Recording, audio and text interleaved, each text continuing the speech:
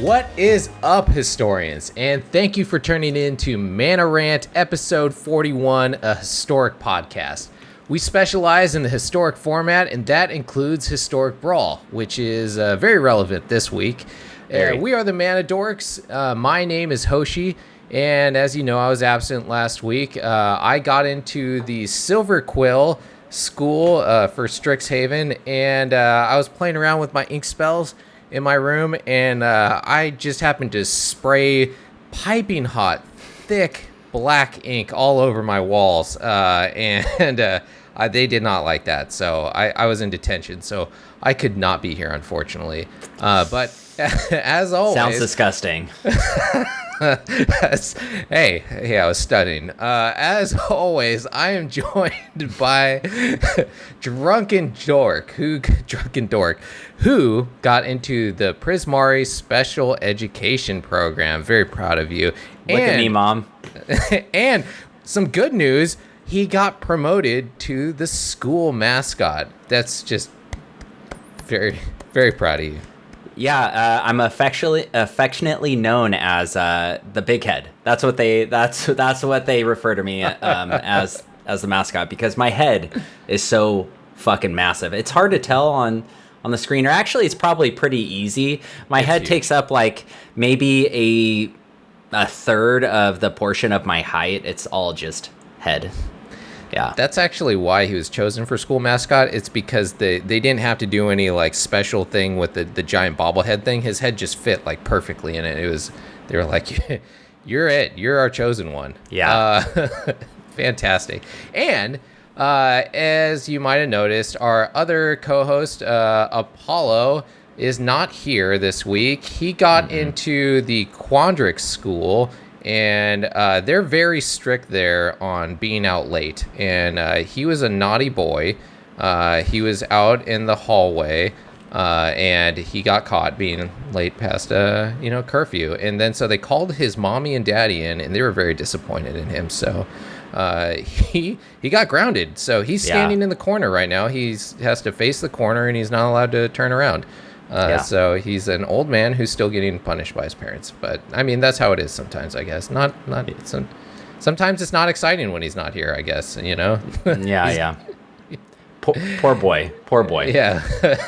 Anyways, so this is Rant, and if you haven't tuned in before, we follow the phases of Magic here on the show, where we go through all the phases, and we have a different segment for each of them. Our main phases this week are going to be Wildcard of the Week. We're going to talk about metagame a little bit, and then we're going to get into Historic Archive 5 this week. And if you want to skip ahead, if you're watching on YouTube or anything like that, we'll add the time hacks in the description if you want to hop around to see your segment that maybe you like the most. And with that, we will move into the first phase of the show, which is going to be our Untap phase, probably my favorite phase, where we both crack a drink that we are going to be enjoying tonight. So, cool. DrunkenDork, what are you drinking tonight? I got it's called Bali High. I'm saying that real wrong, I'm sure. It's pomegranate hibiscus ale. I don't know. It's getting pretty warm here. Warm for Seattle is like in the 70s, which is like perfect, right? Yeah, that's pretty good. And so, I felt like I'd get something that sounded a little more refreshing. And I went with this one. Nice. Yeah, that's awesome. So for me, I'm back on my my alchemy that I'm doing over here. I am doing a mint julep tonight. So it's starting off with 3 ounces of Woodford Reserve Kentucky Straight Bourbon Whiskey. And then we're going to top that off with some Angostura bitters, a couple little spurts in there. And then we're topping it off with some pineapple mint that I grow in my backyard. Nice. And it's pretty great. And some of that is muddled in the drink already. And cheers. Cheers, everyone. Cheers. Oh, that's good. That's fantastic. Awesome. Well, with that, we will move into the next phase of our show, which is going to be the Untap phase. And the Untap phase is going to be Upkeep. Upkeep phase. Upkeep phase. The drink is having its effect already. Damn. I know. It's gonna get bad later. Yeah, it is. So we'll start off. We'll move into our upkeep phase, and our upkeep phase is our Reddit rant. And so this week for Reddit rant, I feel like this one is appropriate because Historic Brawl has showed up this week. They have Brawl-a-days or whatever they're calling it this time. And so I found this one on the MTG, or not MTG, on the Magic Arena subreddit on Reddit this week. And so this one is titled, I Don't Get the Historic Brawl Hype. And so this was submitted by White Tusk, and here we go. This is the most boring game mode yet, pretty much tied with Standard. There is no fun to be had here in terms of deck variety. I got my 5 wins after grinding against the same 4 decks over and over again. Niv, Nissa, Omnath, Koma. Every once in a while there's a different deck, but it's just another historic net deck with hyper efficient plays. Don't get me wrong, why wouldn't you play an efficient deck? I sure am using one. But it doesn't feel any different than Standard feels. There is nothing unique about this except the deck restrictions, and even then, the decks are so efficient in singleton nature, means nothing in 1 vs 1. Why do people want this? I have a rank ladder experience of repeat top tier decks, but in singleton format? Holy shit, I hate this guy. What do you think, Drunken? Yeah, it sounds like another grumpy Magic nerd for sure. And I am going to agree with him. I did see a lot of the same deck. I forget what the card is, but the commander, it's that new. It's like a book, and you pay Wooburg. And you cast a spell. I saw that net decked. It's obviously a net deck. I saw it being played like over and over, and it's super powerful. But I never lost to that. I've killed it every time. The Cody. Cody. Yeah. I mean, I do get wins on it, but when that thing goes off, there's like almost no stopping it. Oh, okay. Yeah, I haven't seen them do that, and I've been pretty much exclusively playing Brawl. But. Yeah, I mean, same thing. But I will say, it's like any other format. Like, if you don't want to play net decks, don't play Magic Arena, because Magic Arena is nothing but net decks. So cry me a river. The thing that's so annoying about this guy too is he's like, oh, it's like the same decks. Oh, I hate that people are just net decking, and he's like, don't get me wrong. I'm fucking doing it. He's like, don't get me wrong, I'm a huge douchebag, but I don't like it when other people are also huge douchebags. Yeah. Fuck those people, right? What are you talking about, guy? Like, and then he's just like, sure, it's there's nothing new unique about it, except for it's super unique because you have to play single format. Like, what? He's just like constant. He's like, fuck this, but also like it's really cool, but fuck this, but I'm also a huge piece of crap. Yeah, so like contradicting himself like over and over. Yeah. Yeah, well, he obviously is a fucking idiot. No offense, White Tusk. Clearly, dude. This is terrible. I mean, Brawl is awesome. You know what? Because I get pretty upset when I'm playing like the normal like historic ladder sometimes when I'm having a rough day. But I was going through like, I don't know, I might have lost like 10 games in a row while I was playing Brawl. It wasn't upset. I don't know why. I was getting a little irritated when I played like 5 Omnaths in a row. I was like, okay, this is a little annoying, but still, I mean, I don't know. I just, for some reason, I don't get nearly as frustrated playing Brawl as I do the other formats. Yeah. I don't know why. And maybe it's just the nature of it is less competitive. It's less consistent for sure. Yeah, I mean, less consistent. Yeah, I don't want to get too much into it because I'm sure when we get into the draw phase, we're going to be talking about this a lot. But yeah, White Tusk. Yeah, fucking, I don't know, dude. There's obviously no pleasing you because, like, you want everyone to fucking not play by the same rules you're playing by. Yeah, exactly. How about you play a different deck, and then maybe the weird algorithm will play you against people that are not playing the top tier decks. So, I don't know, give that a try, maybe. Then maybe other people will see you playing unique decks and say, maybe I should play a unique deck too. Or you can just continue to be a piece of crap. So, cry about it. All right. So normally I feel like I side with these people a lot more, but this guy really got me going. Anyways, so that was the Reddit rant this week. And hey, if you guys have a Reddit rant, or if you find somebody crazy on the internet, shoot it to us, to our email or on our Discord or something. Love reading those. I think the one that we used last week, someone sent us on Discord, right? So yeah, you never know, might make it on the show. Anyways, let's move on to our next phase, and after the upkeep we move on to the draw phase. And for our draw phase, we talk about the Magic formats that we've been playing this week. So I think we already know what this is going to be. DrunkenDork, go ahead.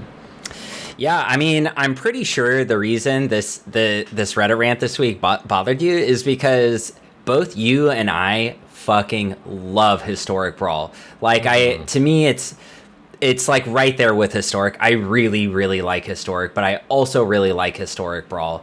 It feels a lot like Tiny Leaders, which I loved when the format was popular for the 2 weeks it was popular. I don't know, there's something really fun about powerful singleton formats. But anyway, yeah, so this week I've been playing almost nothing but exclusively almost nothing but no, it has been literally nothing but Historic Brawl. And it's been almost nothing but my green-white auras deck, which I just absolutely love. Like, the deck works so good. And, like, people are playing these net decks like Niv Mizzet and Omnath, and auras is really good against both those decks. Really? Yeah. So I've just been having a blast, like, murdering people, like, over and over. I've definitely lost my fair share of games. Like, yeah, Cody beat, I think, if I was to sum up all the games I played the most games against the Cody deck of any other deck. And it beats me more often than any other deck, for sure. That's crazy. Yeah, but the Niv Mizzet and Omnath decks, I'm like, for some reason, Auras just works real well against. I think it's because there's a lot of life gain in it, and my creatures go over the top. So, you know, like, I'll have a 35-36, right, with trample and lifelink, and then they're like, and then on top of that, my commander makes a bunch of tokens, so you can't make me sack it either, which is really relevant in the format. So the deck just performs great. And then I played last week we did some budget decks. I think it was last week we talked about some. I also played my elf deck. Elf deck works great. It's just green white auras is my thing for sure. Absolutely. What about you? I've been playing like almost all my historic decks. It's been great. I really like my Ashiok deck. I feel like it's really frustrating for people to play against because it's a lot of counters. You can play Counterspell in there because in the Historic Brawl format, if people don't know, the Mystical Archive cards that are banned in Historic are not banned in Historic Brawl. So you can play with Swords to Plowshare and Counterspell, and all those crazy cards are in there. So yeah, it's awesome. So I've been playing with Counterspell and that kind of stuff in there, and just milling people out with that. Yeah, and then I've just been switching around. I think my favorite one that I've landed on though is vampires. Actually, I play with the black white Soren Markov commander and the Planeswalker one, and it does so well. It's so good because you can just keep bringing back things from the graveyard, and you gain just an insane amount of life with that deck. So yeah, that's been my favorite so far. But I've been playing just everything. And that's it. That's all I've been playing is Historic Brawl, and I've been having a great time, actually, and I'm sad that by the time this comes out, I think it's going to be over, and I don't know why they don't make it a queue, but I really like the card that they came out with, because you got the alternate art style, so we got the Japanese Faithless Looting now, so I don't have to stare at that garbage art that they have on there right now, so I'm excited about that. Yeah. It's going to be good. Cool. Yeah, it'll be over. When this podcast is over, it'll be over. Yeah, that sucks. It does hopefully you guys out there at least tried out some Historic Brawl if you haven't played it before. It sucks that you had to pay to get into this one. At least you got some cool art styles for it. But, I mean, Historic Brawl's awesome. And if you ever want to play us, hit us up. Because, we got plenty of decks and ideas. Absolutely. Yep. If anyone wants ideas or, show on that, we're glad to do that too. Go to our Aether Hub if you ever want to see decks. Like, we have an Aether Hub, and it has almost all of our Historic Brawl decks, a bunch of our historic decks throughout the sets. So some of them are a little older, some of them we've updated, but yeah, we have a bunch on there. And we have budget versions, so you only have to spend a few wild cards, and then we have non-budget versions like Hoshi's that have 98% wild cards. I'm Gucci, baby. That's what I do. I got some budget ones too, but you know me. I like the finer things in life. All right. Well, that's what we've been playing in Magic this week. Let's move on to our next phase, and that is going to be our main phase 1, and that's Apollo's Wacky Wildcard of the Week in Metagame Showdown.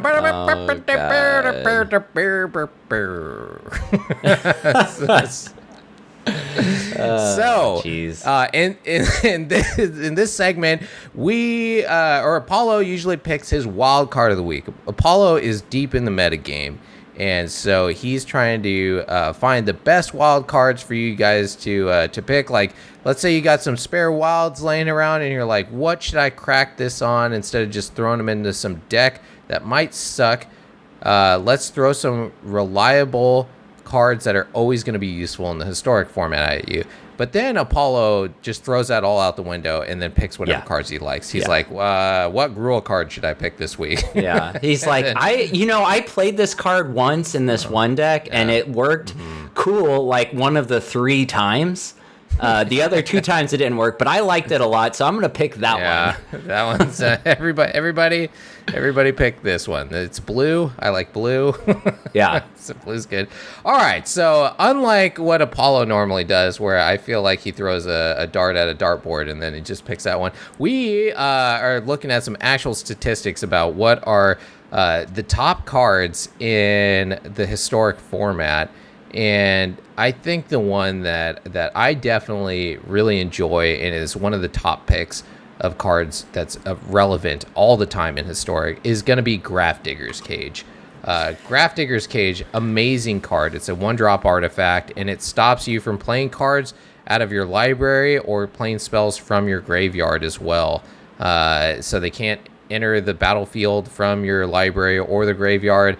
It's just awesome. It works so well against so many decks. The only downside to it is it also affects you. So you can't play it if you're playing like Reanimator strategies or something like that, because that'll shut you out. But it's an amazing card, definitely a sideboard card. And like DrunkenDork was talking about before, is you don't need a lot of these. You can just get like 1 or 2 usually. You normally don't want a lot of these. Like 1 or 2 is probably all you're gonna need. So I think this is a really good wild card that you want in your toolkit, because it comes in handy a lot of the times, especially in lockout decks, which we all know I love. Absolutely, yeah. We definitely all know that. But yeah, I'm going to agree with you completely. Yeah, we picked this card because, 1, it goes in any sideboard, in any deck. It's colorless. It works in all decks. It will always go in a sideboard, even if it's hate against yourself. You just pull out the stuff that it's going to hit, And yeah, like Hoshi said, you only need a couple of these, maybe 3. Generally, you don't need 4 in your sideboard. So it's just a really good deck. Even in best of 1, it goes into sideboards because of Karn and stuff like that. It's going to be one of the 7. For sure. So it's a great card. And when we start talking about Historic Archive 5 later, I think you're also going to see the relevance of this with some of these new cards that are coming into Historic that are definitely going to want to be reanimated. So, yeah. All right, cool. That was Apollo's Wacky Wildcard of the Week. And now let's get into the metagame showdown part. And this week we are going to be talking about one of the top decks in Historic, which is going to be the Grixis Luris Pact deck. And this deck is crazy. I have not seen this new iteration of it because I have not been in the normal Historic queue this week. But this thing is absolutely insane. If you have not seen the pact, what is it? What's the Tainted Pact? What's that? Tainted Pact. So exile the top card of your library. You may put that card into your hand unless it has the same name as another card exiled this way. Repeat this process until you put a card into your hand, or you exile 2 cards with the same name, whichever comes first. Yep.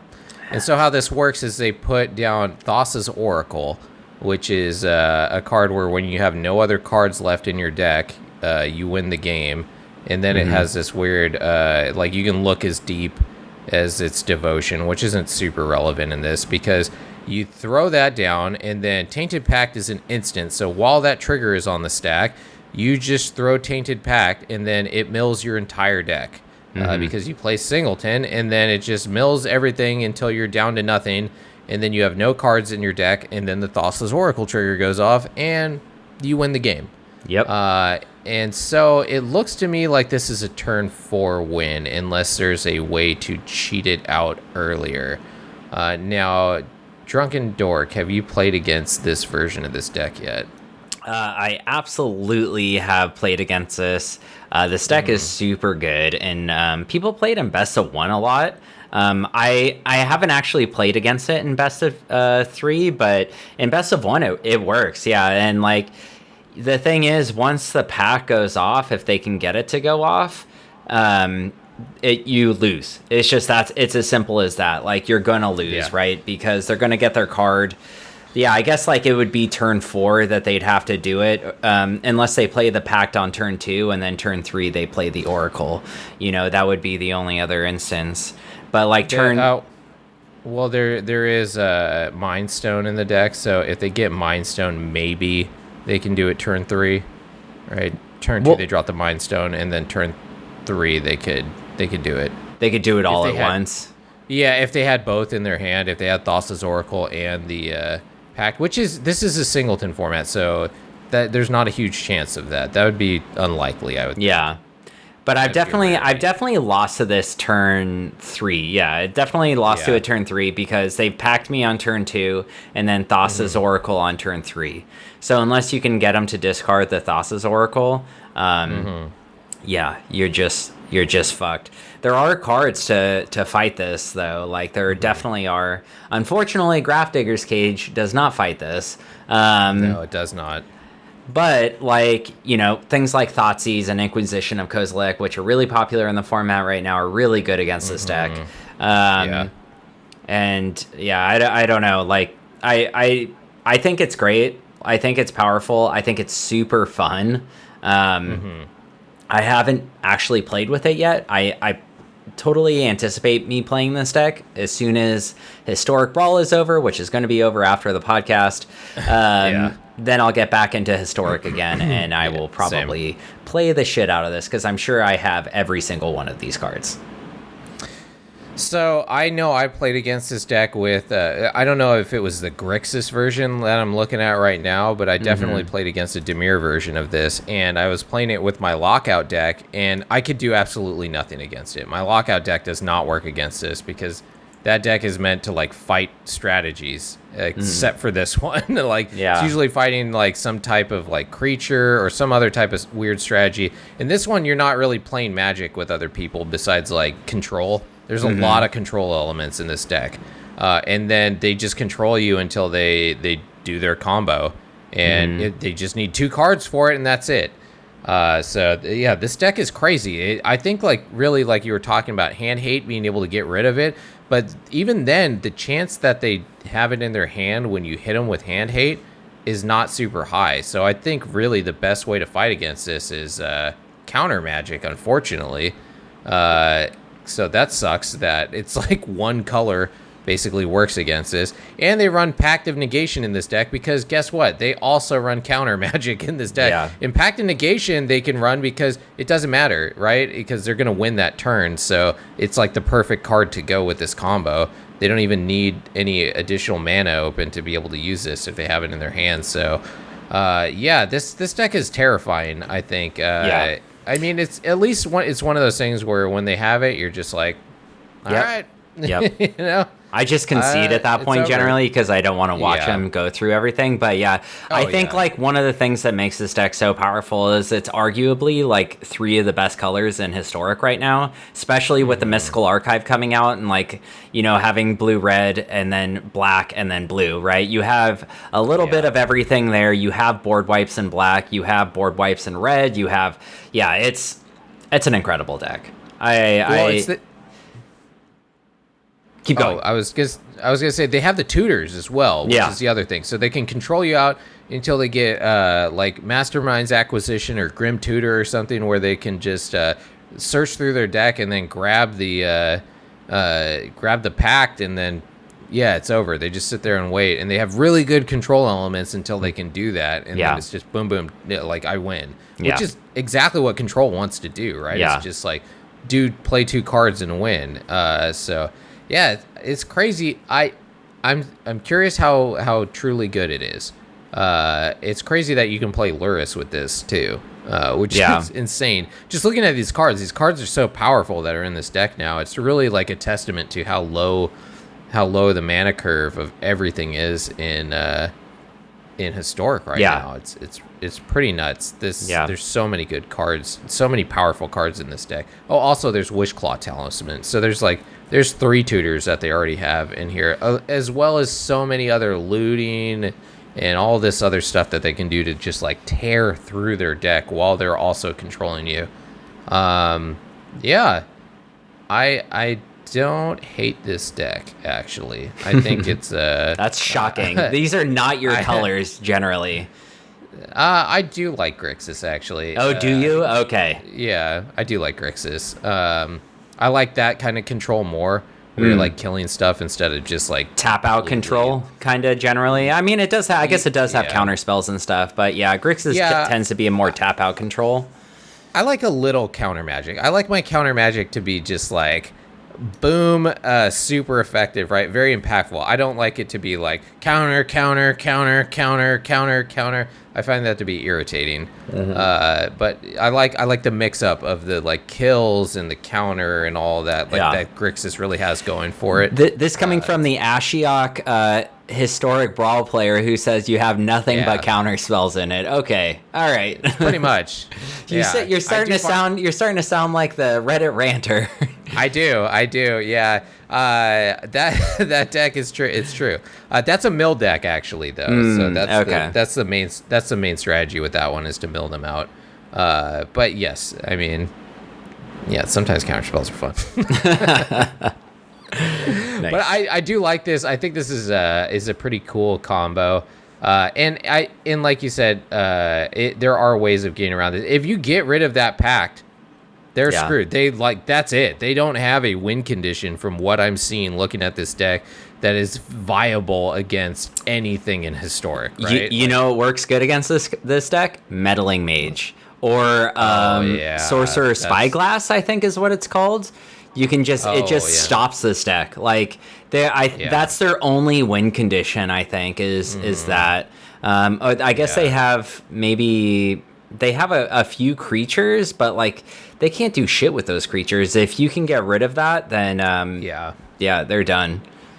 Yeah, I think just getting rid of that is one of the best things. Or what are those other cards that allow you to search through your opponent's deck and get rid of something out of their deck? Man, I don't know.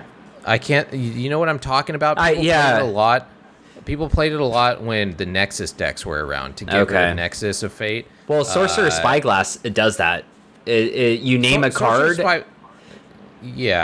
and you can't use it. But this card, it's a. I know that there's a version of it where it's like a face that looks like it's getting ripped off. Oh. And it's a Dimir card. Okay. I think it's 3 mana, and it's like you name a card in that person's deck, and you look through their hand, their graveyard, and their deck, and then you exile all those cards. Oh, I like that. So you can just get them out of the deck. Oh man, it's right on the tip of my tongue. I can't think of the name of it, but there's 2 of those right now. There's one that's mono black, and then there's a Dimir one. Okay. And yeah, it lets you search through their entire deck and get rid of like one specific card. Sweet. And if you get rid of one out of their hand, they get to draw a card. But whatever, if you get rid of his singular win condition with that card, he's fucked. Nothing you can do against that. Sweet. So maybe that works. All right. Anything else you got on this ridiculous busted deck that we now have to deal with? I like it. Mikey likey. No. Okay, cool. All right, yeah. Interesting deck. I'm surprised it's that powerful, but hey. Yeah. These are strange times in Historic. Strange times. Absolutely. And with that, we will move on to the next phase. So after our main phase is the combat phase. And the combat phase is the horseshit card game. So take it away. All right, so this is a horseshit card game where I open up a pack of Magic cards, and this week it's going to be War of the Spark, and I normally pick out commons and uncommons, but I pick out 2 to 3 cards, and then I have a card that I made up, and I name all of them, and it's up to this drunken idiot, and if there's any idiots in our chat or any other idiots that are normally on, like Apollo, the biggest idiot, it's up to them to pick out the fake card. So I'm going to open this up. I have my fake card already laid out on the side, and I am going to pick a couple of cards. Do you have anything to say in the meantime? Are you familiar with War of the Spark? Like, do you remember the commons and uncommons? I love War of the Spark. It was one of the sets that I was like kind of most excited and most kind of let down by. I feel like in the same way. I think it was a pretty powerful set. But I liked the whole like Magic doing the like Avengers type thing that they were doing, you know, where it was Bolus, and he's taking over this planet, and he's bringing in his giant army, and then they assembled all the planeswalkers on one stage, you know, and I was like, this is gonna be fucking sweet. And I don't know if you remember the actual like intro thing that they did, the like preview, I do. the CG animation where they had that badass, like I think it was I can't remember the name of the song that was played, but it was awesome. I got like the tingles while I was watching it. I was like, oh, this is awesome. And then like I actually looked into the lore was terrible. They did what they always do, which is just fuck up the storyline in Magic, and they made it so convoluted and dumb. You were like, what the fuck? Like, this was a slam dunk, you know? Like, they did some cool things with the storyline with, like, you know, Liliana, like, you know, going against him and the chain veil killing her and stuff. But then, man, they fucked it up real bad, which is, which was classic Magic. Yeah, classic Watsy for you. Wizards of the Coast. Yeah. Took something great and you were like, this is gonna be amazing, and Game of Thrones season 8, boom, there you go. Yeah. that's what we got. Well, are you ready? All right, I'm ready. Let's do it. So the first card we have here is Merfolk Skydiver. It is green and blue. It's a creature Merfolk mutant at uncommon.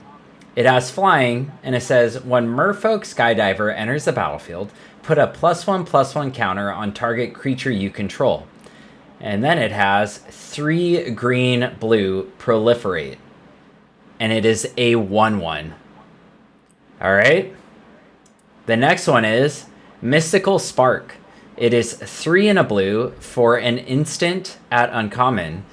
And it says, draw 3 cards, then discard 2 cards, unless you discard a Planeswalker card. Okay. The third one is Lazotep Plating. It is 1 and a blue for an instant at uncommon. And it says, amass 1. It also says, you and permanents you control gain hexproof until end of turn. So those are the 3 cards. What do you got for me, Hoshi? Okay, well, I know Lazatep Plating because it's an awesome card. It's a underplayed card too. I think it's great. Yeah, it sounds good. And then now I'm in between the Skydiver and the red one. What was the red one? Blue one. Mystical Spark. It's 3 and a blue. 3 and a blue. Yeah. Okay. And it was draw 3 cards and then discard 2 unless you discard a Planeswalker. Yeah. Okay, I'm gonna go with that. I'm gonna go with Mystical Spark. Mystical Spark. I think that one's horseshit. All right, man. Well, you chose right this week because Mystical Spark is a horse shit card. Looks like the fucking idiot is this guy right here. And y'all already knew that, so not much to it. Yeah, good job. That's awesome, man. Yeah, good job. Thank you. Yeah. Yeah. Keep going. Oh no, go on. You go. Okay. I was gonna say. I mean, I thought this card sounded sweet. I was looking at cards. I was like, you know what? There's a ton of planeswalkers in these sets. Like, seems like something they could have made because they have those cards like throughout sets. It's like when it's an artifact set, it's like draw 3 cards, then discard 2 cards unless you discard an artifact card or discard a land card or discard an enchantment. You know what I mean? So, no, that was good. It did. And the thing that really threw me off is I was like, that probably would have seen play, but then you add in an extra mana to it than what most of those cards do. So I was like, oh, maybe that's why people don't play that one because it's got 1 more mana to it, you know? Mm-hmm. So close. But I do remember that there was a Skydiver in the set. I just didn't know if you picked a different one. So yeah, that was good. You almost got me. I almost picked the Skydiver. Nice. But yeah. You won, and I'm the fucking idiot this week. Yeah, you are. And I'm sure Apollo is too. Don't worry. Absolutely. If he was allowed to actually watch this and he wasn't like stuck in the corner staring at a wall right now, with a dunce cap on, then he would definitely probably have lost as well. Yeah, if he wasn't too busy jerking off to Final Fantasy 14 or 15 or whatever it is. Yeah. Yeah. Is that why he got caught? Yeah, that was probably it, with the door open and his parents caught him. He's like, Mom, you weren't supposed to be home until 6. Look away! All right. Anyways, so that was the horseshit card game. How'd you guys do? Did you guys get it? That was a pretty good one this week. You're getting better and better at making these cards. So with that was our combat, and now we're going to move into our main phase 2, and that is going to be the Historical Archive 5 that's coming out. So freaking excited about this. DrunkenDork, what do you think about these cards? Let's tear through them real quick. Okay, sure, yeah, I have them up right now, so, yeah, there's quite a few, and it seems pretty exciting. Like, there's something I've been saying with every historic anthology that really bugs me that Wizards of the Coast does, and I'm gonna say it again, and Wizards of the Coast, you are a fucking cocksucker, They will never, ever sponsor us. Even if we had a ton of followers, they never would because of shit like that. But it's true because, look, we have these commands that are coming into these historic anthology sets that should just be printed in the sets when they release. You know, there's a card, what is it? Whirler Rogue. You know, Whirler Rogue, I think, should have been out already. And then Shieldred, which was in... what was that set? Jumpstart, but they took it out of Jumpstart because, I don't know, probably because they want to make more money in this. And then Reverse Engineering, you know, I'm going through the cards, I'm naming them haphazardly, but that what should already be in Historic, but they decided to, you know, take our monies or gems or whatever and put in this. But anyway, now that I'm done ranting, so here's the cards they have out so far. Ancient Grudge, 1 and a red, destroy target artifact. Oh, it's an instant. Destroy target artifact, and it has flashback. This card's sweet. I'm all about flashback. Flashback for 1 green mana and destroy target artifact. That seems pretty good. It's a Time Spiral card too, which is what they just reprinted, like Time Spiral Remastered. So it's cool to be getting Time Spiral cards in here. And yeah, I mean, Flashback's always insane. Was it in Time Spiral? I know it was in Innistrad. Yeah, it's Time Spiral block. That's the original set from it. Sweet. Yeah. And then we have Atarka's Command. I'm just going in alphabetical order here. It's red and a green for an instant at rare that says, choose 2. Your opponents can't gain life this turn. Atarka's Command deals 3 damage to each opponent. You may put a land card from your hand onto the battlefield. And finally, creatures you control get +1/+1 and gain reach until end of turn. This card's fucking great, dude. This card's really good.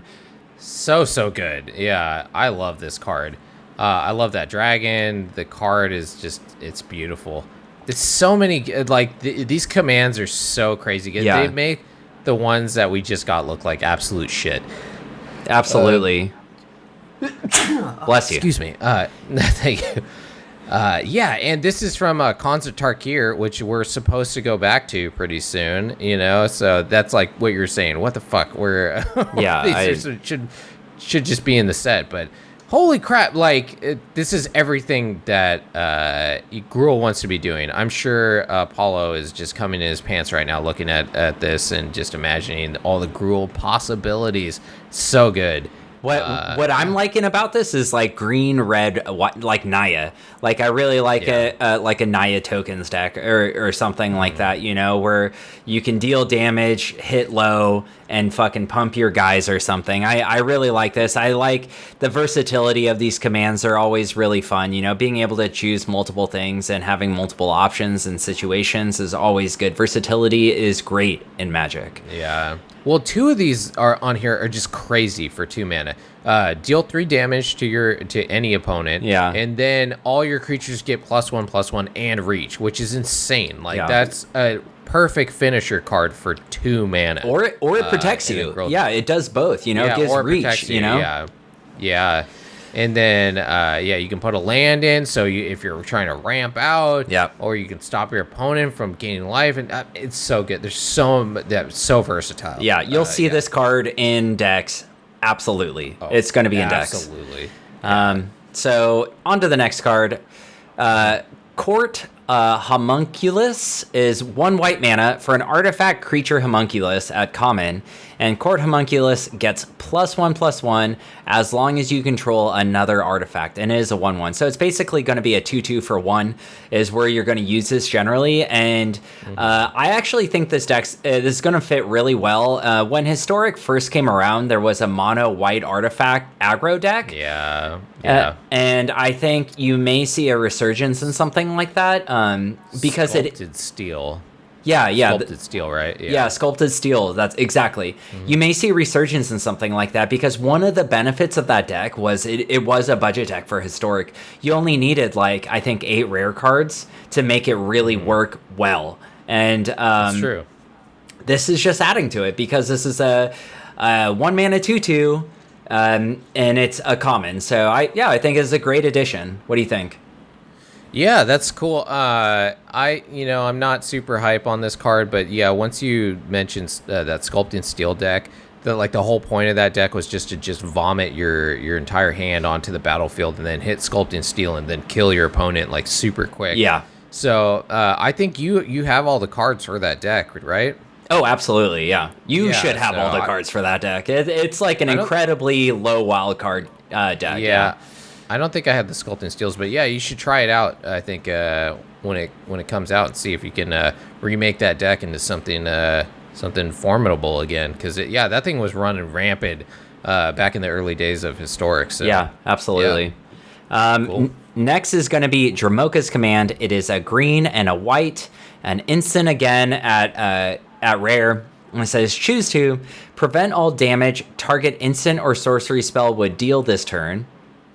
Target player sacrifices an enchantment. Sacrifices. Jesus. Yeah. Put a +1/+1 counter on target creature, or target creature you control fights target creature you don't control.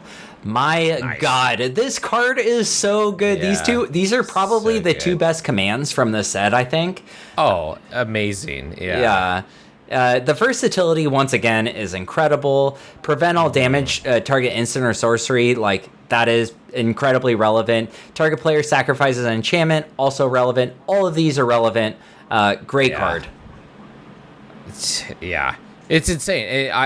It's so good, and I'm really excited about this because of just I love Selesnya. So, and this just, man, everything about this is so great. I would love to have this, like, if I was playing a mono red deck.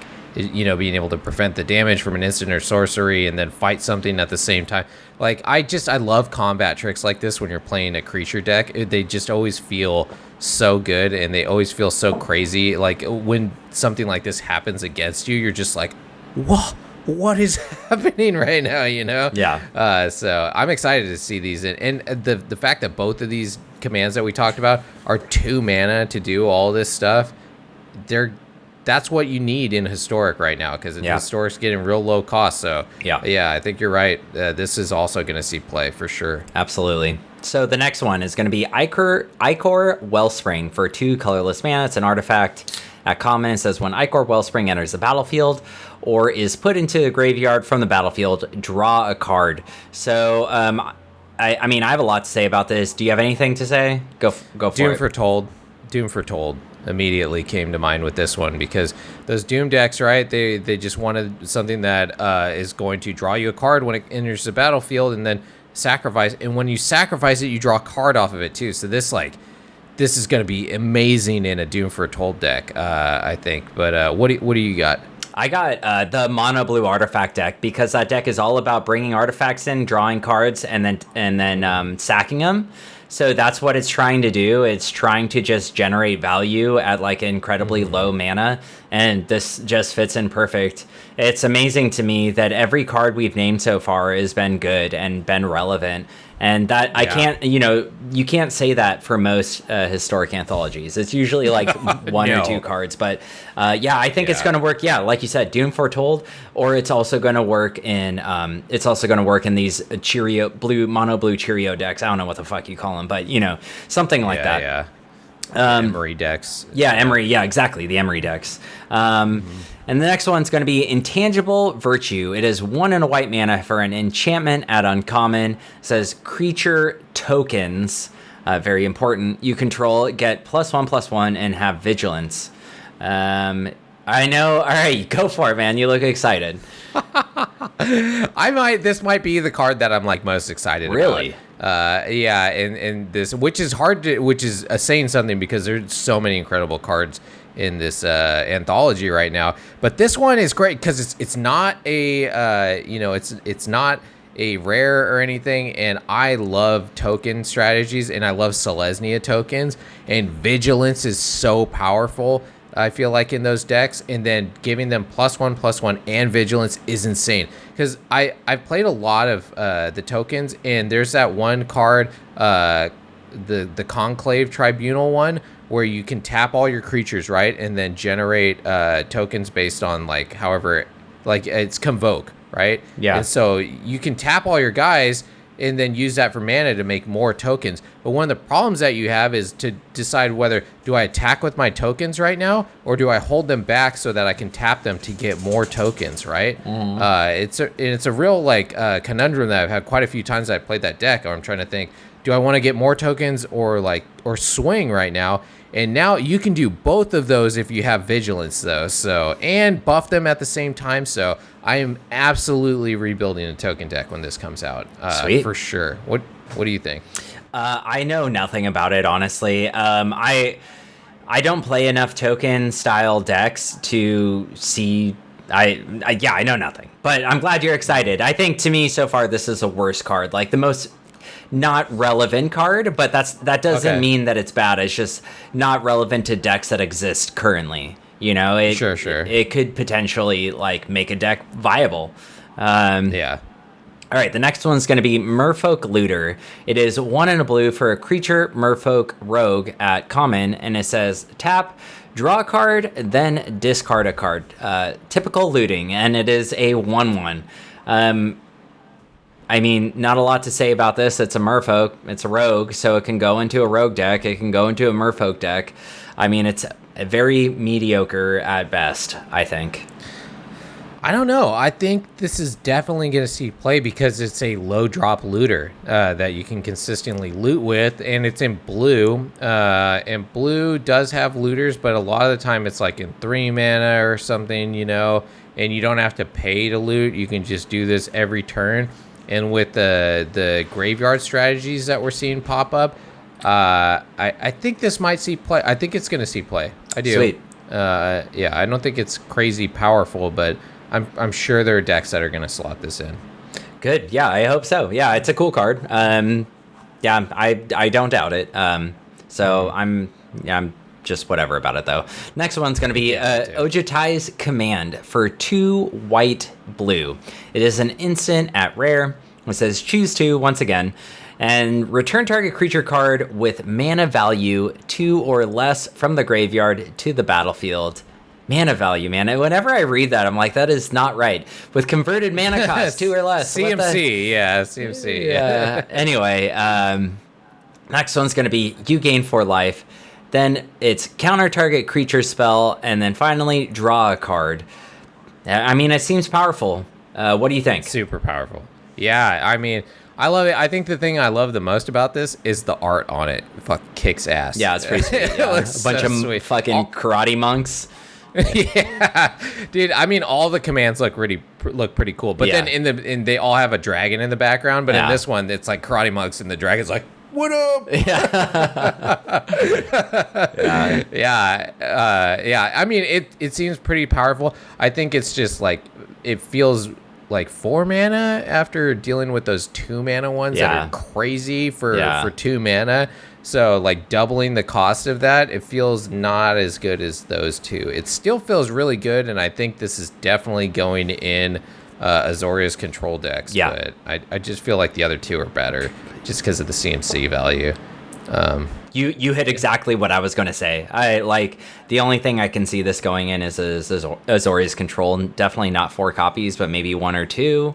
Maybe not even in the deck itself, but the sideboard. Gaining 4 life is relevant in a deck like that, and then countering creature spells or drawing a card. Like all these are relevant to an Azoria's control deck, besides the returning mana value 2 or less. But yeah, it's a cool card. For sure. The next one's going to be Ray of Revelation. It is a 1 and a white for an instant at common, and it says destroy target enchantment and has flashback with green mana.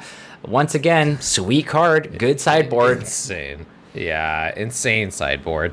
This is going to just shred any enchantment deck. Yeah. So long, my Azorius, not Azorius, what is it? Selesnya enchantments deck. Yeah. Just murder that. Yeah, just murder it. But yeah, cool card. You have anything else to say about it? No. Okay. I mean, time spiral block again. You have a massive fly in your room. I see that motherfucker flying around. I fucking hate him, man. It's Florida, and it's just one dude, and he's just, I know every show before we start, one sneaks in. Like I check the room, and I'm like, oh, it's good, and then right before I close the door, it's like, it just comes right in. You're like, you son of a bitch.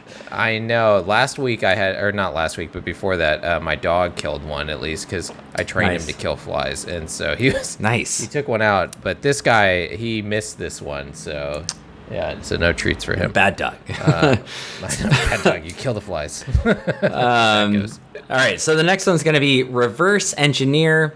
It is 3 blue for a sorcery, and it's at uncommon. It says improvise. Draw 3 cards. This seems really good. I mean, I like it, especially in the format right now. In the mono white steel deck, you add blue into it and you add some improvises to add some card draw, and it would work really well, in an oh shit kind of situation. So what do you think? The Emery deck that we were talking about earlier, that I think it's super powerful. Works great in that, yeah. Yeah, and other than that, I don't really know. Maybe, yeah, like a combo of the Sculpted Steel / Emery type deck. I think it would be good in that. And other than that, yeah, you really need the artifacts to be able to improvise this thing. Yeah. It's not going to be worth it. For Yeah. 5 mana is a lot, but 3 cards is also a lot. Yeah. So it's like, it's a huge risk, but huge payout too with this, I think. Absolutely. So Cool. Next one's going to be Shieldred, Whispering One, 5 black, a legendary creature praetor at Mythic Rare. It has Swamp Walk, and it says, at the beginning of your upkeep, return target creature card from your graveyard to the battlefield. At the beginning of each opponent's upkeep, that player sacrifices a creature, and it is a 6/6. Go for it, Hoshi. What do you got to say about this? It's so fucking sweet. This is just such an awesome card. Absolutely. I love Praetors. I love Praetors minus Vorinclex. I hate the fucking Vorinclex we're getting. But this one is just, it's so good. I've lost to this card in Commander, I feel like, a few times because I just didn't have the removal to deal with it. And if this thing goes if it goes unchecked, it's just brutal to deal with, man. 7 mana is a lot for our format for sure. This requires Reanimator, I think. Yes. Really, but this is definitely, I mean, this card is a Reanimator card too, on top of making your opponent sacrifice stuff, and a 6/6 with Swamp Walk.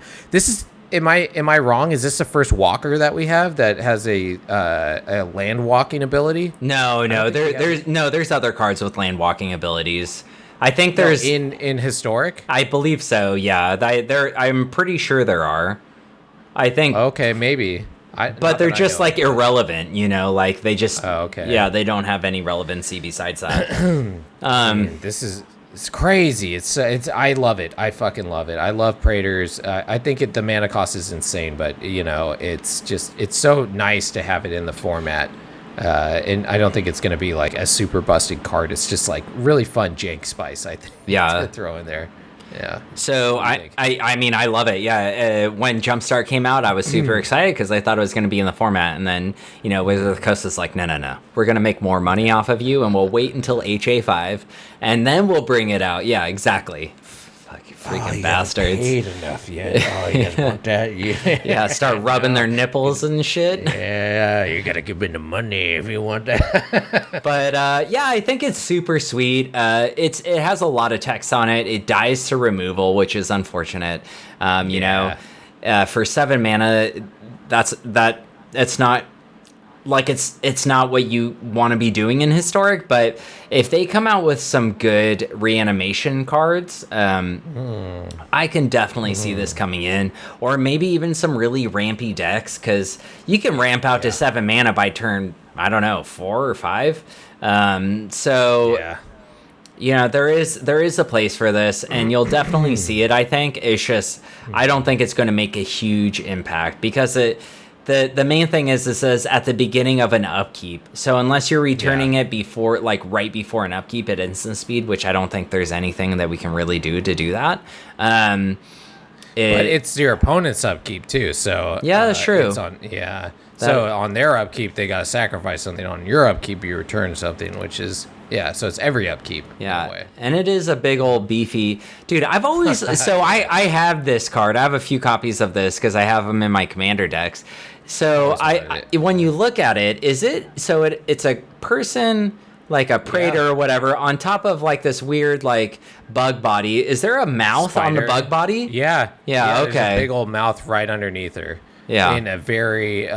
So it has 2 mouths. Where do you think it eats out? You think it eats in both mouths, or just the bottom mouth? I don't know. I think they put that mouth in a very weird spot. Right? Is that the vagina, or is that a mouth? That's the real question. Because teeth. That's It's I can't believe they did that. I'm like, that is all right. Yeah. All right. So then we both agree that it is a vagina. It's not a vagina mouth for okay, sure. okay. It's a sharp teeth vagina mouth in between that thing. Yeah. All right. And now that we've said that, I know that everyone else that looks at this card cannot unsee that. Yeah. That's exactly what it is. Yeah. So Shieldred, the Whispering Vagina Mouth. Okay. Awesome card. Super excited. All right. The next one's going to be Silumgar's Command. It is 3 blue and a black for an instant at rare. And it says, choose 2. Counter target non-creature spell. Return target permanent to its owner's hand. Target creature gets -3/-3 until end of turn. And then finally, destroy target planeswalker. So I think out of all of them, this is the most relevant things that you can have on a card, but it's also by far the most expensive at 5 mana. Yeah. Which makes it the most irrelevant card to be playing out of all of the commands. But what do you think about it? Yeah, I agree with everything that you said there. It has the most powerful effects out of them, especially in Dimir, because Dimir really wants to be countering and returning stuff / killing stuff at the same time. So I feel like this is the one that synergizes the best with what Dimir actually does, this totally slots into my Dimir Brawl deck. But I don't know if this is actually going to do super good in the normal historic format itself, because of the mana cost of it, like you were saying. But at the same time, people do play that 6 mana one with the blue counter spell that makes like a copy of something and counter something, and you draw a card, and you know what I'm talking about? Yeah. God, I can't think of the name of that. That one's only 1 more mana than this, but that one's far more powerful than this, but still 1 more mana. The blue one, right? The one that has like 4 blue and it's still 5 mana, I think, but it's 4 blue and 1. Yeah, Epiphany. Epiphany. Yeah, something Epiphany. Yeah. That card's amazing, and it's 1 more mana, which is a lot of mana still. No, it's the same amount, I think. I think it's 4 and 1, so it's 5 mana, but it's blue. Oh, it's 6? It's 6. Is it 3 blue and 3? No, I think it's only 1 blue and 5. I don't know, man. Yeah, we'll see. I mean, hopefully they all make an appearance. It's always nice when your money actually does something, rather than spending whatever $30 or 25 gold on something for 1 card, right? But yeah, I hope so. So next is a card that everyone is super excited about. It's an incredibly powerful card, and that is Stifle. It is 1 blue mana, an instant at it. I mean, I believe originally it was uncommon, but here it's mythic rare. Counter target activated or triggered ability. So the first thing I want to say about this is in our first main phase, we talked about the Pact deck. Well, Stifle counters Pact. Like, that stops them right there in the tracks. Not only does it counter Pact, you can be like, fine, you can Pact into your Thassa's Oracle. Then they play Thassa's Oracle, and then you stifle their Thassa's Oracle ability. Yep. So this card is incredibly good. It is incredibly relevant in the format right now. Stifle is super powerful because things like Throne of Eldraine and like other sets, they've just been making these creatures with other abilities like enter the battlefield abilities and all kinds of stuff that are incredibly impactful, and Stifle hits all of that. So I like this. What do you think? I think it's really awesome that this is entered in here. Like you said, it mucks this. The other thing that's crazy about this, and if they ever do bring the Shocklands, not the Shocklands, the what do they call the Cracklands again? The ones that they're probably not going to bring in for a while. The ones that have Fetchlands printed since, Fetchlands. The Fetchlands. Yeah, they counter stuff like that. Yeah. Right? So also Fabled Passage, Fabled Passage, if you want to be in a real dick, you can stifle a Fabled Passage, and guess what? They're not getting their land. Yeah. So all those people that wait until their turn to that are like, oh no, I'm gonna wait, right? Instead of not cracking their Fabled Passage on their turn, this card is going to fuck them up. Yeah, this is going to fuck them up because they're going to wait till right before their turn to do it. And they're like, I'm preserving my information. And then they'll try to crack their Fabled Passage. And then you go, fuck no, you don't. And then you stifle it. And then, oh, you didn't preserve any information. Actually, you just got fucked out of a like early land drop and then probably concede, I would imagine, after that. But yeah, so stifle is crazy powerful. You know what else this is a really good effect in? Talking about lands, Lotus Field. It counters that as well. So I think there's just so much stuff that this actually works on in beneficial ways. You know, so it could be ramp. I think it's going to fit really well into Simic decks. That's the one where I see it in a lot of decks. Yeah. I think you're going to see this, like, I think Stifle isn't going to be just a sideboard card, although it's going to be in a lot of blue sideboards. I think it's going to be a main deck for sure, especially in best of one, especially when like I was saying, you have so many creatures now that have impactful effects when they enter the battlefield or something like that. Muxus. Yeah. So it's an incredibly powerful card, and definitely I think the most impactful out of all of these so far. I don't know if it's the most impactful, but I think it's a great tool to add to the historic toolkit. Yeah. To be able to deal with like that pack deck, like you were talking about, that's great. Yeah. Being able to have something. It sucks that it has to be a counter, but still, And this is coming from the guy who hates counters until he plays them all. All right, the next card's going to be Trash for Treasure. I adore this card. I play with it a lot in Commander, so it's like it's just like something I personally really like. It's 1 and a red for a sorcery at uncommon, and it says, as an additional cost to cast a spell, sacrifice an artifact. And it says, return target artifact card from your graveyard to the battlefield. So we've been talking a lot about the mono blue. What is the Emiri? What is her name? Emery. Emery. Yeah. The locked. Emery decks. This works great in something like that, where you just turn into blue-red, which isn't like that much, asking that much more, and you trash for treasure your stuff. I think this card is a great addition to something like that, and it works really well with the Wellspring, because you sacrifice the Wellspring, and then if you really need card draw, then you just bring it back. You sack it and then bring it back, and then you drew 2 cards right there. So, I like this a lot. I don't know how impactful it's going to be, but I think it's a really fun, cool card. Yes. All right, hear me out. Yeah. What's your jank? We got Trash for Treasure. We got Wellspring, right? We got Seal Urdred or whatever, the Whispering one. Shieldred. Whatever her name is. Yeah, Shieldred. Yeah, okay. So we got those 3, right? And then we got God Pharaoh's Gift, too. So we do a Grixis Reanimator with God Pharaoh's Gift and a bunch of artifacts, right? Like the Wellsprings. You sack that, you get the God Pharaoh's Gift back, boom. You bring back Shieldred from the graveyard, boom. Then you're reanimating other stuff, boom, making them sack stuff. Yeah. Dude, I'm not kidding. I didn't think about that. That's really good. My wiener just got rock hard, bro. You excited the hell out of me? Yeah, I know. It grew to a total of a half inch. That is exciting. Yeah, thinking of something like that where you can really just take advantage of the card, dude. Or Ulamog or something like that, right? Like, that's a great point. Yeah, good job.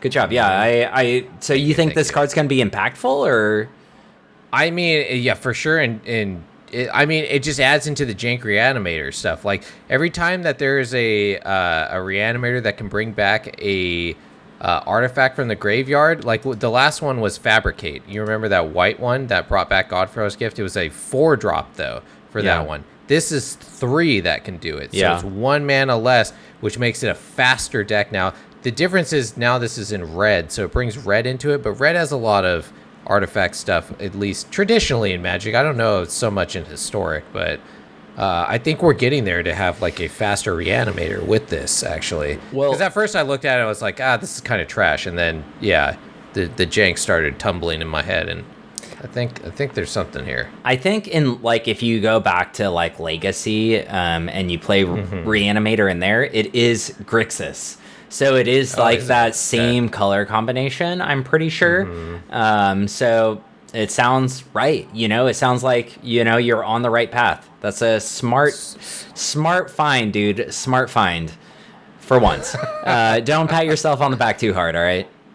As they say, even a trash can gets filet mignon every once in a while. All right. The next one's going to be... I love that. I'm stealing that from you. That's amazing. The next one's going to be Urbrask the Hidden. 3 red for a legendary creature Praetor at Mythic Rare. It says, creatures you control have haste. Creatures your opponent control enter the battlefield tapped. And it is a 4/4. Holy shit. That's good. What do you think? Is it? I think this is by far the worst Praetor. Oh, do you? Yeah, out of all the Praetors, I can't think of one that's worse than this. I mean, I feel like I like that everything's haste. I feel that that's boring. For red, they're like, we'll give it haste. The making your opponent's stuff come and tap, that's a little spicy. All right, that's a little spicy. Okay. But other than that, it's a 4/4. It has haste, I guess, for 5. I don't know. It's just, and it's legendary. It's just hard to say that. Also, am I wrong? Does this look like a fucking sliver? It does resemble a sliver a little bit, yeah. It looks exactly like a fucking sliver. Every time I see this card, I'm like, oh, is that a cool sliver? And then I'm like, oh, it's a Praetor. Yeah, I mean, it's a cool card, but I think it is by far the weakest of the Praetors. Okay. So I think this is good. I think it'll go really good in a green-red deck as the top end, like maybe 1 or 2, to slow your opponents down. It dies to removal, once again, which is always bad when it's 5 mana is a lot of mana. But, the thing with green-red is you can ramp out pretty easily. You can get this out on turn 4 for sure. So, yeah, I like it. The fact that it makes your opponent's creatures come in tapped, it just it's one of those cards that's going to finish the game for you because you get it in, you hit them right away because this has haste, right? Because creatures you control have haste.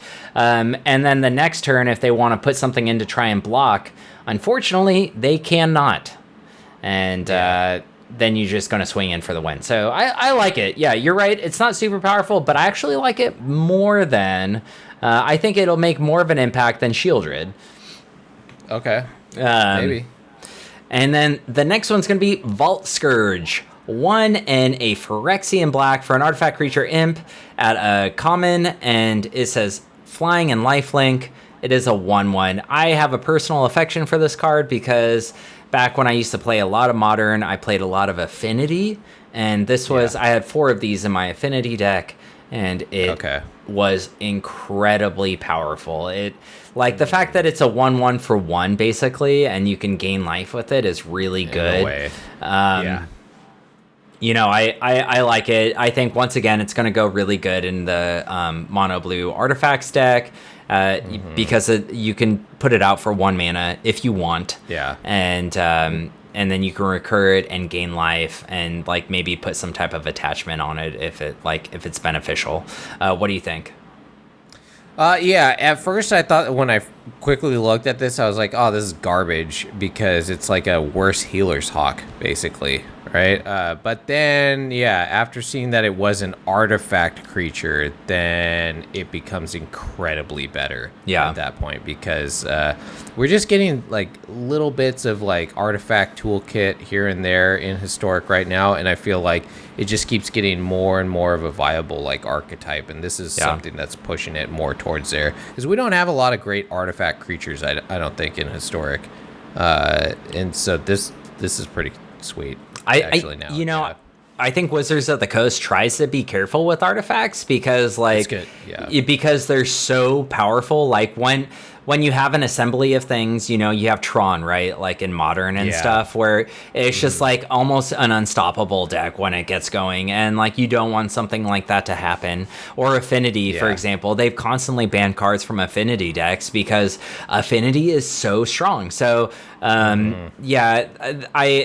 smart of them to go piece by piece like this. That's good. Yeah. All right, next one. Oh, do you have something else to say about it? For once, is that what you said? For one, yeah. Yeah. For real. The next one is Vorinclex says, "Fuck you to your lands." That's what the card's called. Vorinclex, giant dickhead. No, Vorinclex, Voice of Hunger, 6 green for a legendary creature, Praetor. At Mythic Rare, it has Trample, and it says, whenever you tap a land for mana, add 1 mana of any type that land produced. And then it also says, whenever an opponent taps a land for mana, that land doesn't untap during its controller's next untap step. And it is a 7/6. Go for it, Hoshi. God damn it. This fucking card.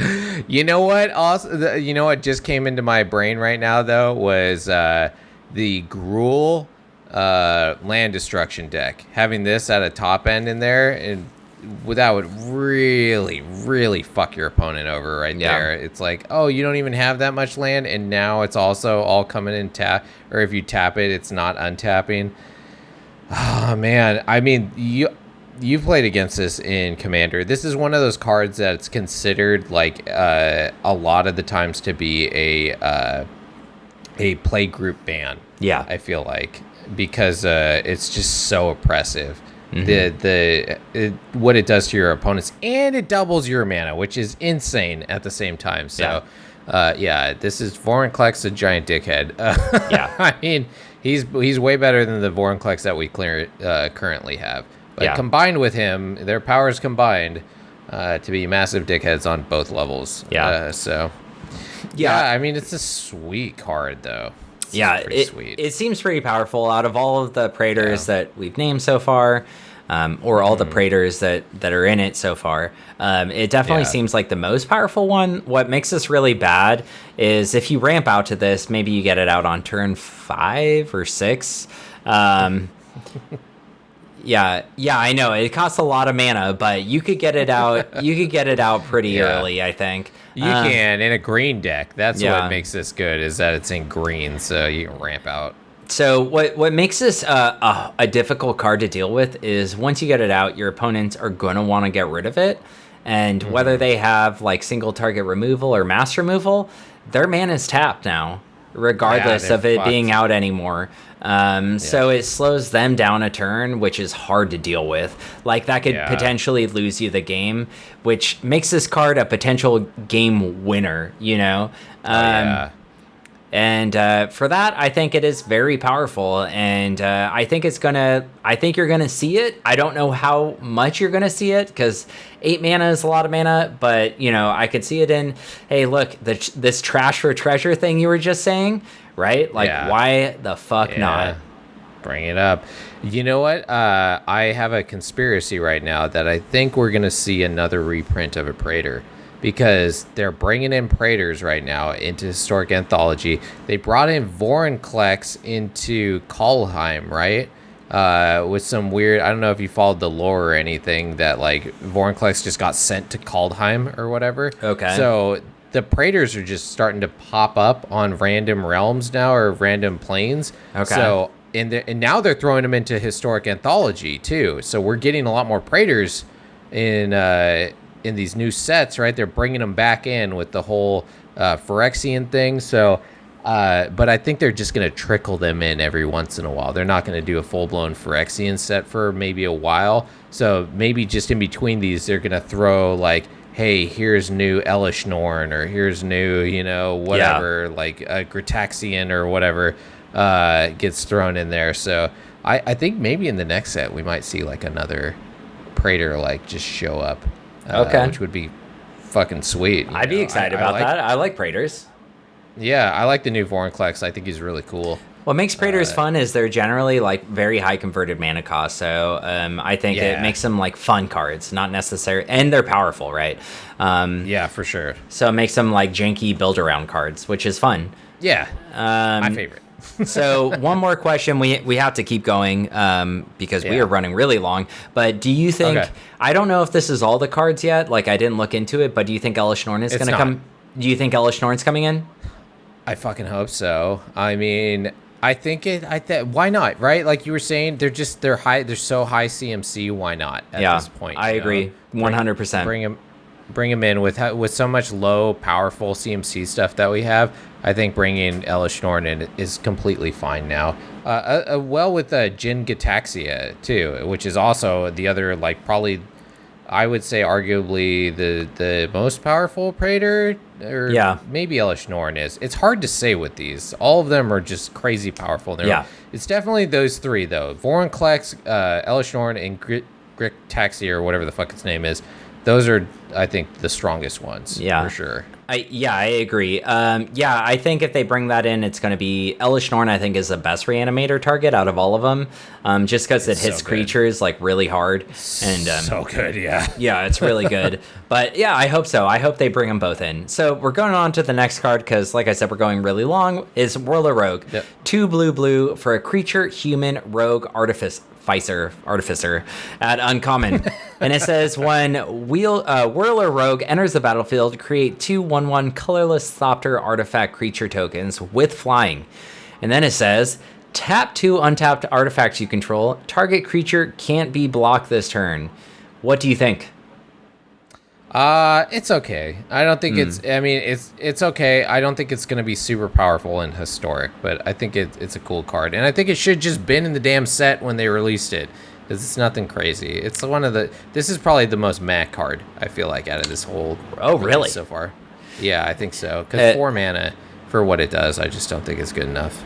So I actually I think this is one of the more impactful cards, because it puts 3 bodies on the floor with 4 mana, which 4 mana is a lot, but when you're doing mono blue artifacts and you're reanimating artifacts or reanimating things, maybe this makes an impact. If you're able to, like, put this down, create 2 artifacts, immediately sacrifice the artifacts, bring other artifacts back.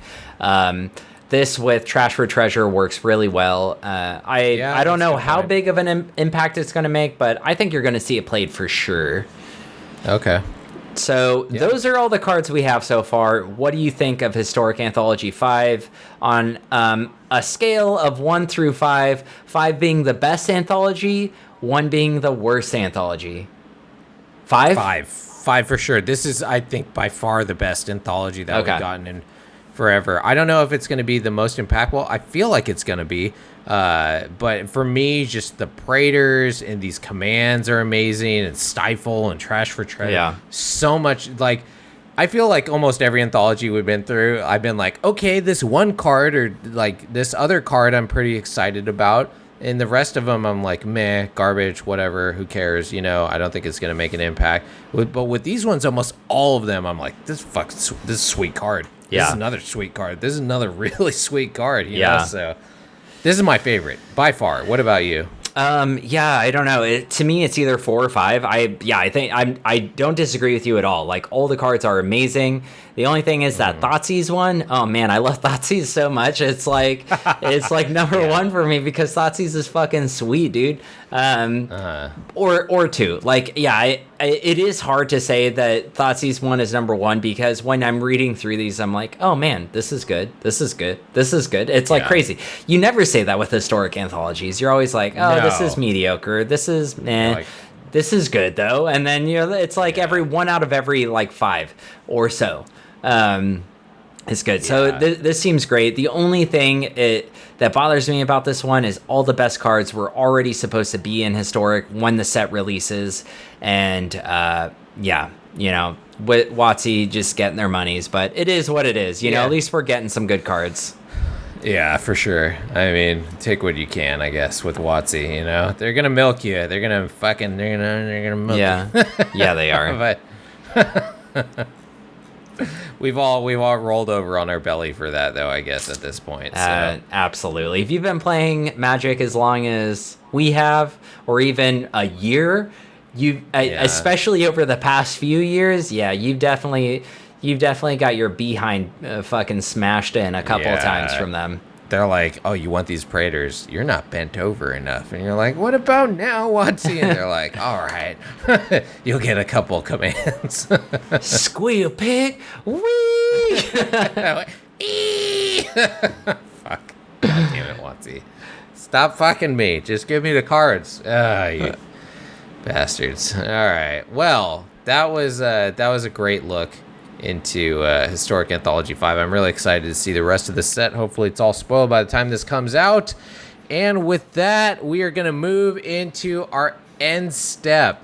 And end step is anything else we've been doing in like our lives, our normally nerdy stuff that we're doing outside of this realm of other nerdy stuff that we do.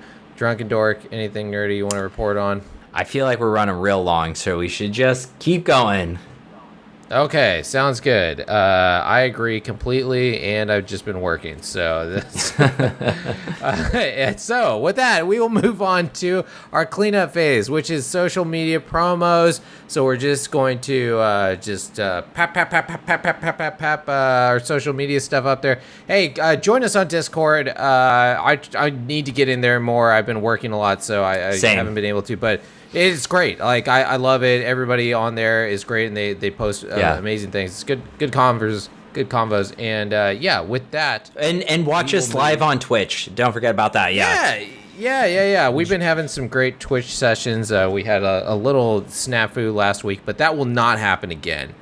We figured out how to mitigate that. So so now we are going to move into the most psychotic phase of this ridiculous show that we do, which is our discard phase. And in our discard phase, we one time at the beginning of this decided that we should pound our drinks at the end of this. And we've just continued to do that because we're not smart people here at the Man of Dorks. So we're going to do it. We're going to do it again. Special education program. Yeah, that's true.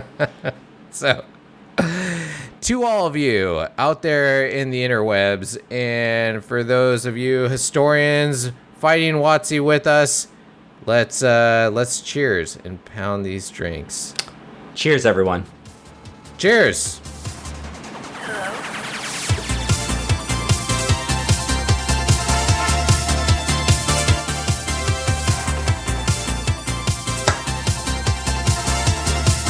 Woo, yeah!